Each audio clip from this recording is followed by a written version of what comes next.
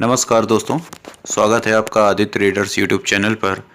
UPPCS लोक सेवा आयोग से संबंधित मैंने टॉप 10 का एक शेड्यूल रखा है। डेली टॉप 10 क्वेश्चंस करेंगे और वो क्वेश्चंस मिक्स होंगे अलग अलग सेक्शन से। तो आज का ये सेक्शन शुरू करते हैं। चलिए, पहला क्वेश्चन है, विश्व बाल श्रम निषेध दिवस कब मनाया जाता है? 15 जून, 13 जून, 10 जून या 12 जून? तो इसका सही उत्तर हो जाएगा 12 जून। देखिए, 12 जून को संपूर्ण विश्व में विश्व बाल श्रम निषेध दिवस मनाया जाता है और अंतर्राष्ट्रीय श्रम संगठन के अनुसार संपूर्ण विश्व में लगभग 170 मिलियन बाल श्रमिक हैं।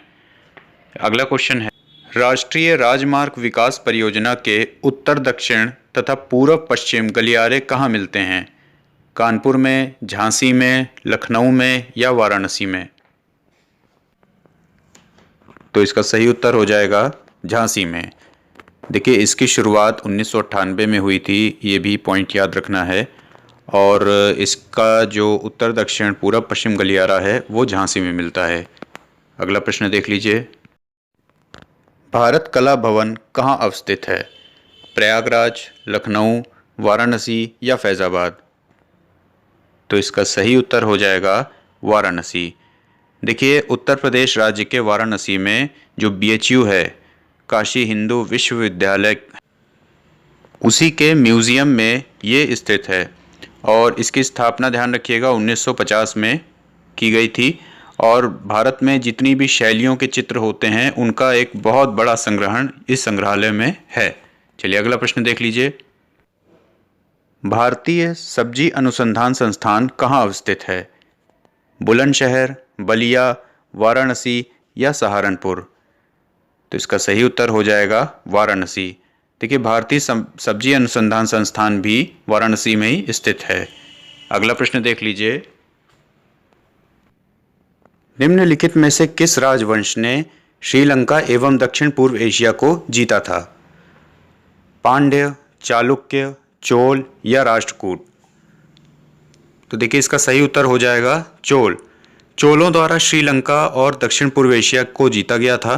चोल शासक राजराज प्रथम ने सिंघल पर आक्रमण किया था। वहाँ की सिंघल डायनेस्टी को खत्म करके उसने उत्तरी हिस्से पर अधिकार कर लिया, जबकि जो राजराज प्रथम के पुत्र थे राजेंद्र प्रथम, उन्होंने दक्षिण पूर्व एशिया को जीता था। एशिया के, दक्षिण पूर्व एशिया के जो राजा थे श्री विजय, जिनको शैलेंद्र नाम से भी जाना जाता था, उनके ही अंदर उनका जो अधिकार था वो मलय के प्रायद्वीप, सुमात्रा और उसी के आसपास के जितने भी द्वीप थे वहाँ पे इन सब का अधिकार था। तो वो सारा अधिकार राजराज प्रथम के हाथ में आ गया था। तो मालदीव की विजय का श्रेय भी, ये भी पूछा जाता है कि मालदीव की विजय का श्रेय किस राजा को जाता है? तो वो राजराज प्रथम को जाता है। तो ये पॉइंट्स भी याद रखने हैं। चलिए, अगला प्रश्न देख लेते हैं, भारत में डच का सबसे प्रारंभिक उपनिवेश कहाँ था? मसूलीपट्टनम, पुलिकट, सूरत या अहमदाबाद?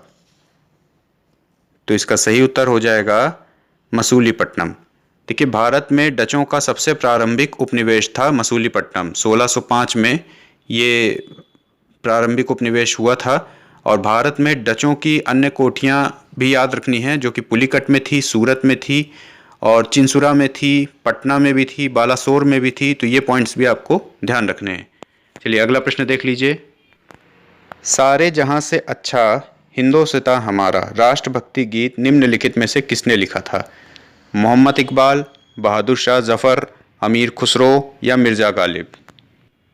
तो इसका सही उत्तर हो जाएगा मोहम्मद इकबाल। सारे जहां से अच्छा राष्ट्रभक्ति गीत मोहम्मद इकबाल ने लिखा था और इसका प्रकाशन 16 अगस्त 1904 में किया गया था। अगला प्रश्न देख लीजिए, स्वतंत्र भारत में प्रथम आम चुनाव किस वर्ष हुए थे? 1947 से 48, 48 से 49, 50 से 51 या 51 से 52? तो इसका सही आंसर हो जाएगा 51 से 52। देखिए, प्रथम आम चुनाव 25 अक्टूबर से हुए थे, 21 फरवरी तक चले थे। 25 अक्टूबर 1951 से 21 फरवरी 1952, कभी कभार तिथि भी पूछ लेते हैं, तो इसको याद रखना है, इनके मध्य में संपन्न हुए थे।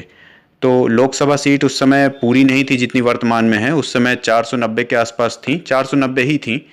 और इस चुनाव में कांग्रेस को जवाहरलाल नेहरू के नेतृत्व में 364 सीटों पर विजय भी प्राप्त हुई थी। तो ये पॉइंट्स भी आपको ध्यान रखने हैं। चलिए अगला क्वेश्चन देख लीजिए।